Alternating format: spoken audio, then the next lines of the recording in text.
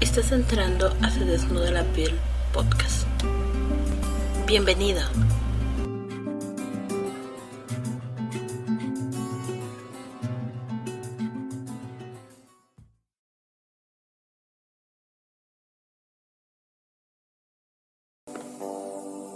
Se miran, se presienten, se desean, se acarician, se besan, se desnudan, se respiran, se acuestan, se olfatean, se penetran, se chupan, se desnudan, se adormecen, despiertan, se iluminan, se codician, se palpan, se fascinan, se mastican, se gustan, se babean, se confunden, se acoplan, se disgregan, se aletargan, fallecen, se reintegran, se distienden, se enarcan, se menean, se retuercen, se estiran, se caldean, se estrangulan, se aprietan, se estremecen, se tantean, se juntan, desfallecen, se repelen, se enervan, se apetecen, se acometen, se enlazan, se entrechocan, se agazapan, se apresan, se dislocan, se perforan, se incrustan, se acribillan, se remachan, se injertan, se atornillan, se desmayan, reviven, resplandecen, se contemplan, se inflaman, se enloquecen, se derriten, se sueldan, se calcinan, se desgarran, se muerden, se asesinan, resucitan, se buscan, se refriegan, se rehuyen, se evaden y se entregan. Así son los amantes del poema de Oliverio Girondo. Feliz cumpleaños, Oliverio Girondo. Él cumplió el pasado domingo 17 de agosto, habría cumplido años. Gran poeta, escritor, artista de la palabra, y que nosotros el día de hoy queremos compartir con ustedes. Productor, bienvenido a este martes de artes. Hola, Claudia Contreras. Este martes de artes acaba de usted iniciar con un poema que se llama Los amantes, que supongo que es del libro 20 poemas para leer en un tranvía. Sí. Ok, Ustedes tienen complicaciones porque no me acuerdo. Dice que es el poema número 12. Seguramente de 1922, ese es el libro. Una sorpresa increíble siempre es, para quien no conoce, leer a Oliverio Girondo. Es como encontrarse al mar, es como encontrarse un gato chillando, es como el misterio de la noche. Hubiera cumplido 123 años, que dudo que hubiera vivido tanto. Sí, a pesar de eso, fue un hombre muy longevo, murió en el 62, pero eso no es lo que queríamos hablar. Lo que queríamos hablar de él es que es fantástica su poesía. Su poesía proviene realmente de esa parte occidental que tenemos en el alma, en el corazón. Es una poesía moderna. Él creó las transvanguardias en Argentina. Aún sigue sonando tan fresco, tan claro. De hecho, fue un apoyo gigantesco para la película El lado oscuro del corazón, donde el mismo personaje se llama Oliverio. Él es un poeta que hay que leerlo, es un poeta argentino que, a diferencia de otros poetas, él siempre tuvo un gran sentido del humor, nunca fue serio, siempre fue un rebelde, siempre luchó contra no era ceremonioso, ¿no? Nunca fue el estereotipo del poeta, o callado, o lejano, o taciturno, no, siempre fue de alguna manera listo, inteligente, divertido. No leer la poesía de Oliverio está especialmente indicado para los prejuiciosos, precisamente por su ironía, por su sentido libertario de muchísimas cosas. Así es. De hecho, Oliverio Girondo es un poeta que pues yo considero entre los tres grandes poetas para mí, dentro de mis afectos. Y ya hace algunos años dediqué 2 podcasts a su obra y a su vida. Sin embargo, este podcast lo que tiene de especial es que queremos invitar a las personas que no lo conocen a que lo conozcan. Es un poeta de la sorpresa, es un poeta de la admiración, es un poeta del asombro, es un poeta que en su obra nos habla constantemente del ser humano, del cambio del ser humano, del crecimiento, de la transformación, y definitivamente vale la pena ser leído y releído. En 1932 publicó El Espantapájaros, que es sorprendente ese texto por su constancia, por su divertimiento, por su manera de abordar tantísimas cosas, El Espantapájaros. Después tuvo mucho más poemas, como en 1942, donde él escribía poemas existenciales, donde tenía esa dicotomía de incongruencia. Así es. Realmente diría yo que de mis libros favoritos es básicamente Espantapájaros, ya que hay un texto ahí, bueno, de hecho hay varios textos, pero uno de ellos es mi favorito, se los voy a compartir. Espantapájaros 16. A unos les gusta el alpinismo, a otros les entretiene el dominó. A mí me encanta la transmigración. Mientras aquellos se pasan la vida colgados de una soga o pegando puñetazos sobre una mesa, yo no me canso nunca de transmigrar. Desde el amanecer me instalo en algún eucalipto a respirar la brisa de la mañana. Duermo una siesta mineral dentro de la primera piedra que hallo en mi camino. Y antes de anochecer, ya estoy pensando la noche y las chimeneas con un espíritu de gato. Qué delicia la de metamorfosearse en abejorro, la de sorber el polen de las rosas. Qué voluptuosidad la de ser tierra, la de sentirse penetrado de tubérculos, de raíces, de una vida latente que nos fecunda y nos hace cosquillas. Para apreciar el jamón, ¿no es indispensable ser chancho? Quien no logre transformarse en caballo podrá saborear el gusto de los valles y darse cuenta de lo que significa tirar el carro.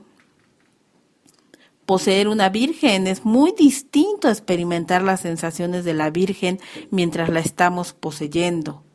Y una cosa es mirar el mar desde la playa, otra contemplarlo con unos ojos de cangrejo. Por eso a mí me gusta meterme en las vidas ajenas, vivir todas sus secreciones, todas sus esperanzas, sus buenos y sus malos humores. Por eso a mí me gusta rumiar la pampa y el crepúsculo, personificado en una vaca. Sentir la gravitación y los ramajes con un cerebro de nuez o de castaña. Arrodillarme en pleno campo para cantarle con una voz de sapo a las estrellas. El encanto de haber sido camello, zanahoria, manzana y la satisfacción de comprender a fondo la pereza de los remansos y de los camaleones. Pensar que durante toda su existencia la mayoría de los hombres no han sido ni siquiera mujer. ¿Cómo es posible que no se aburran de sus apetitos, de sus espasmos y que no necesiten experimentar de vez en cuando los de las cucarachas, los de las madreselvas? Aunque me he puesto muchas veces un cerebro de imbécil, jamás he comprendido que se pueda vivir eternamente con un mismo esqueleto y un mismo sexo. Cuando la vida es demasiado humana, únicamente humana, el mecanismo de pensar no resulta una enfermedad más larga y más aburrida que cualquier otra.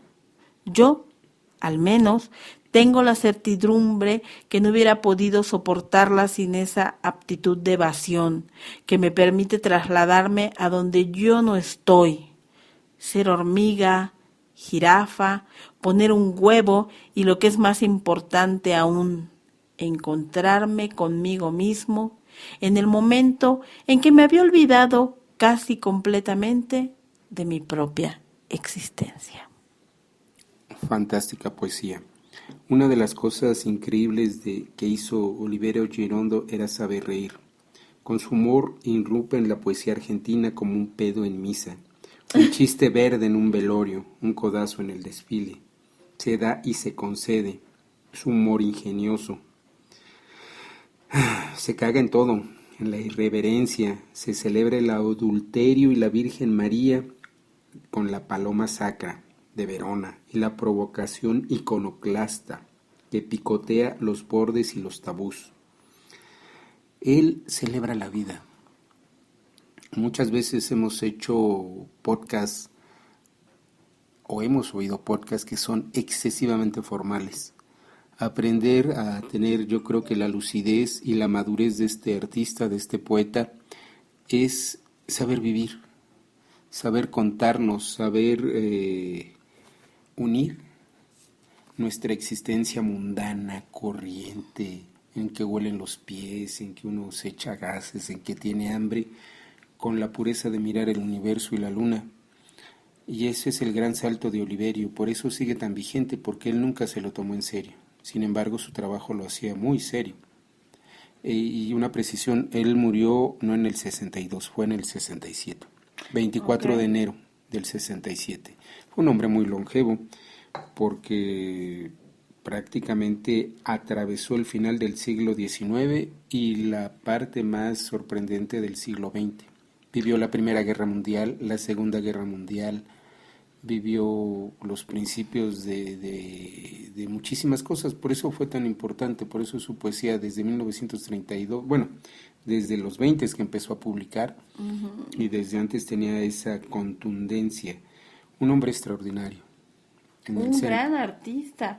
Y consideremos una cosa, él fue un revolucionario. Las cosas que habla en su poesía son profundamente sorprendentes, son innovadoras, son distintas. De hecho, recordando uno de los poemas que a mí más me ha impresionado, este poema que se llama Llorar a lágrima viva. Llorar a lágrima viva. Llorar a chorros. Llorar la digestión, llorar el sueño. Llorar ante las puertas y los puertos. Llorar de amabilidad y de amarillo. Abrir las canillas, las compuertas del llanto. Empaparnos el alma, la camiseta. Inundar en las veredas y los paseos y salvarnos a nado de nuestro llanto. Asistir a los cursos de antropología llorando. Festejar los cumpleaños familiares llorando.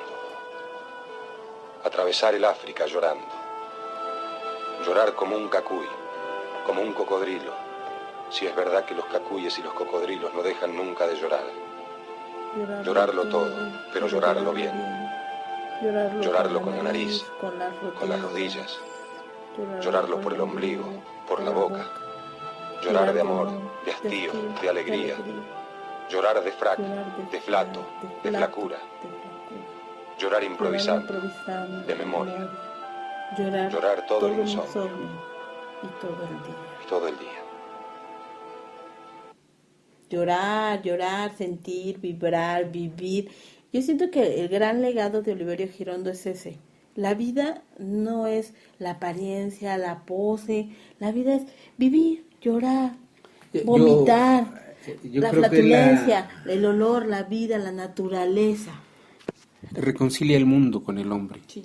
Reconcilia nuestra vida mundana con nuestra vida espiritual. Llorar. Ese es el mejor ejemplo de lo que estamos o tratamos de comunicarles a ustedes.